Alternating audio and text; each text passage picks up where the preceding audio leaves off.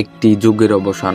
বাংলাদেশের রাজনীতির আকাশে যে নক্ষত্রটি দীর্ঘ কয়েক দশক ধরে বিদ্যমান ছিল তা আজ নিভে গেল। বাংলাদেশের সাবেক প্রধানমন্ত্রী, বিএনপি চেয়ারপারসন এবং দেশনেত্রী বেগম খালেদা জিয়া আর নেই। হাসপাতাল থেকে আসা এই একটি খবর আজ স্তব্ধ করে দিয়েছে পুরো দেশ। কেউ তাকে ভালোবেসেছেন, কেউ করেছেন তার সমালোচনা, কিন্তু বাংলাদেশের আধুনিক ইতিহাসে তার নাম বাদ দিয়ে কোনো অধ্যায় লেখা সম্ভব নয়। আজকের ভিডিওতে আমরা স্মরণ করব এই আপোষহীন নেত্রীর সংগ্রাম, উত্থান এবং তার জীবনের শেষ দিনগুলোর সেই না বলা গল্প। শৈশব ও বিবাহিত জীবন। সেই 1945 সালের 15ই আগস্ট দিনাজপুরে জন্ম নেন খালেদা খানম পুতুল। তার পৈতৃক নিবাস ছিল ফেনীতে। সাধারণ একটি মধ্যবিত্ত পরিবারে বেড়ে ওঠা সেই মেয়েটি কি জানতেন একদিন তিনি কোটি মানুষের মনের মানুষ হয়ে উঠবেন। 1960 সালে তৎকালীন পাকিস্তানি সেনাবাহিনীর ক্যাপ্টেন জিয়াউর রহমানের সাথে তার বিয়ে হয়। এরপর দীর্ঘ সময় তিনি ছিলেন একজন নিভৃতচারী গৃহবধূ, রাজনীতি থেকে বহুদূরে। স্বামী ও 2 সন্তান তথা তারেক ও আরাফাতকে নিয়েই ছিল তার পৃথিবী।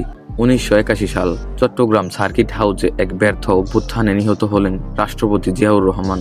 রাজনীতি তখন টলমাটল, ভাঙনের মুখে বাংলাদেশ জাতীয়তাবাদী দল বিএনপি।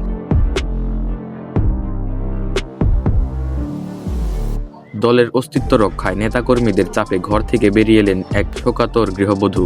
1982 সালের 2রা জানুয়ারি বিএনপি প্রাথমিক সদস্য পদ গ্রহণ করেন তিনি, আর 1984 সালে বিনা প্রতিদ্বন্দ্বিতায় নির্বাচিত হন দলের চেয়ারপারসন। এভাবে শুরু হলো এক গৃহবধূর দেশনেত্রী হয়ে ওঠার মহাকাব্য। 90-এর স্বৈরাচার বিরোধী আন্দোলন। তৎকালীন শাসক এরশাদের রক্তচক্ষু উপেক্ষা করে রাজপথে নেমে এলেন খালেদা জিয়া। বারবার গৃহবন্দী হয়েছেন, কিন্তু আপোষ করেননি। সেই আপোষহীন মনোভাবই তাকে এনে দেয় আপোষহীন নেত্রীর খেতাব। 1991 সালের ঐতিহাসিক নির্বাচনে জয়ী হয়ে তিনি হলেন বাংলাদেশের প্রথম নারী প্রধানমন্ত্রী। সংসদীয় গণতন্ত্র পুনঃপ্রবর্তনে তার ভূমিকা আজও ইতিহাসের পাতায় স্বর্ণাক্ষরে লেখা। 3 মেয়াদে বাংলাদেশের প্রধানমন্ত্রী হিসেবে দায়িত্ব পালন করেছেন তিনি। মেয়েদের অবৈতনিক শিক্ষা, প্রাথমিক শিক্ষাকে বাধ্যতামূলক করেছেন এবং মুক্তবাজার অর্থনীতির প্রসার ছিল তার শাসনামলের উল্লেখযোগ্য সাফল্য।